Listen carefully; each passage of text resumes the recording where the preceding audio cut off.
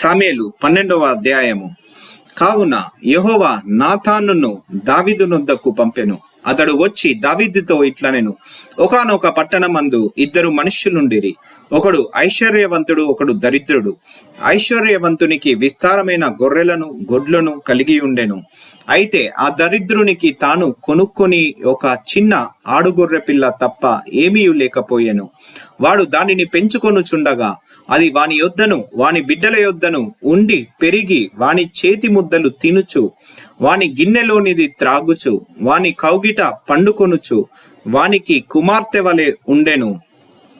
అట్లుండగా మార్గస్థుడొకడు ఐశ్వర్యవంతుని యొద్దకు వచ్చెను. అతడు తన యొద్దకు వచ్చిన మార్గస్థుని అయత్తము చేయుటకు తన గొర్రెలలో గాని గొడ్లలో గాని దేనిని ముట్టనొల్లక ఆ దరిద్రుని గొర్రె తన యొద్దకు వచ్చిన వానికి అయత్తము చేసెను. దావీదు ఈ మాట విని ఆ మనుష్యుని మీద బహుగా కోపించుకొని, యెహోవా జీవముతోడు, నిశ్చయంగా ఈ కార్యము చేసిన వాడు మరణపాత్రుడు. వాడు కనికరము లేక ఈ కార్యము చేసెను గనుక ఆ గొర్రె పిల్లకు ప్రతిగా 4 గొర్రె పిల్లలను ఇయ్యవలనని నాతానుతో అనెను. నాతాను దావీదును చూచి, ఆ మనుష్యుడవు నీవే, ఇజ్రాయేలీల దేవుడైన యెహోవా సెలవిచ్చినదేమనగా, ఇజ్రాయేలీయుల మీద నేను నిన్ను రాజుగా పట్టాభిషేకము చేసి సౌలు చేతిలో నుండి నిన్ను విడిపించి నీ యజమానుని నగరిని నీకనుగ్రహించి నీ యజమానుని స్త్రీలను నీ కౌగిట చేర్చి ఇజ్రాయేలు వారు యూదా వారిని నీకప్పగించి తిని, ఇది చాలదని నీవనుకొనిన ఎడల నేను మరి ఎక్కువగా నీకిచ్చి ఉందును. నీవు యెహోవా మాటను తృణీకరించి ఆయన దృష్టికి చెడుతనము చేసితివేమి?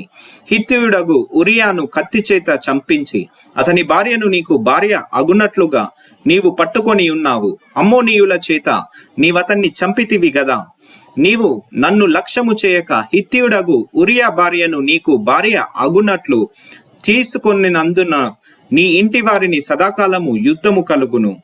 నా మాట ఆలకించుము. యెహోవానగు నేను సెలవిచ్చినదేమనగా, నీ ఇంటి వారి మూలముననే నేను నీకు అపాయము పుట్టింతును. నీవు చూచుచుండగా నేను నీ భార్యలను తీసి నీ చెరువ వాణ్ణి కప్పగించెదను. యందు వాడు వారితో శయనించును. నీవు ఈ కార్యము రహస్యముగా చేసితివి గాని ఇజ్రాయేలీలందరూ చూచుచుండగా పగటి యందే నేను చెప్పిన దానిని చేయింతును అనెను.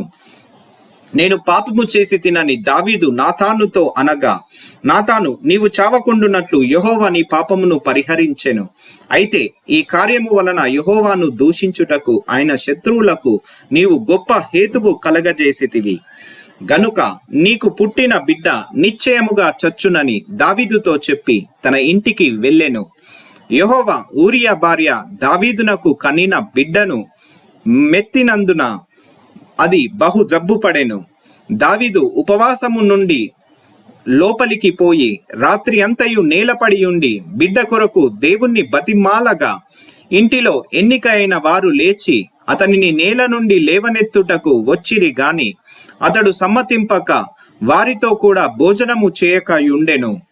7వ దినమున బిడ్డ చావగా బిడ్డ ప్రాణముతో ఉండగా మేము అతనితో మాటలాడినప్పుడు అతడు మా మాటలు వినక ఉండెను.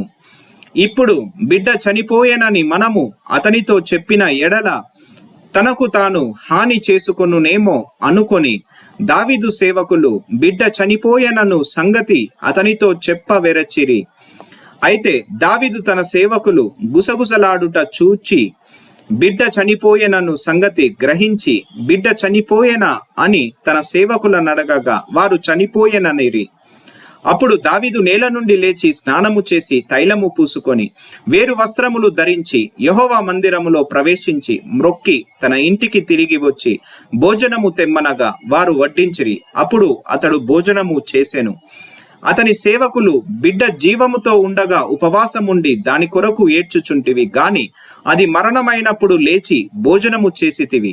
నీవిలాగున చేయుట ఏమని దావీదు నడగగా అతడు బిడ్డ ప్రాణముతో ఉన్నప్పుడు దేవుడు నాయందు కనికరించి వాణ్ణి బ్రతికించునేమో అనుకొని నేను ఉపవాసముండి ఏడ్చుచుంటిని. ఇప్పుడు చనిపోయేను గనుక నేనెందుకు ఉపవాసం ఉండవలెను? వానిని తిరిగి రప్పించగలనా? నేను వాని యొద్దకు పోవుదును గాని వాడు నా యొద్దకు మరల రాడని వారితో చెప్పెను. తరువాత దావీదు తన భార్య అయిన బెత్షెబాను ఓదార్చి ఆమె యొద్దకు పోయి ఆమెను కూడగా ఆమె ఒక కుమారుణ్ణి కనెను. దావీదు అతనికి సొలొమోన్ అని పేరు పెట్టెను. యెహోవా అతనిని ప్రేమించి నాతాను అను ప్రవక్తను పంపగా అతడు యెహోవా ఆజ్ఞను బట్టియు దిద్యా అని అతనికి పేరు పెట్టెను. యోవాబు రబ్బా అను అమ్మోనీయుల పట్టణము మీద యుద్ధము చేసి రాజనగరిని పట్టుకొనెను. దావీదు నొద్దకు అతడు దూతలను పంపినేను రబ్బా మీద యుద్ధము చేసి జలముల మీది పట్టణమును పట్టుకొంటిని. నేను పట్టణమును పట్టుకొని నా పేరు దానికి పెట్టకుండునట్లు నీళ్ళ దాని దండు వారిని సమకూర్చి నీవు పట్టణమును పట్టుకొనవలెనని వర్తమానము చేయగా దావీదు యోధులను సమకూర్చి రబ్బాకు వచ్చి దాని మీద యుద్ధము చేసి దానిని పట్టుకొని వారి రాజు కిరీటమును అతని తల మీద నుండి తీయించగా అది దావీదు తల మీద పెట్టబడెను. అది విలువగల రత్నములు చెక్కినదై 2 బంగారు మనుగులంతా ఎత్తుండెను.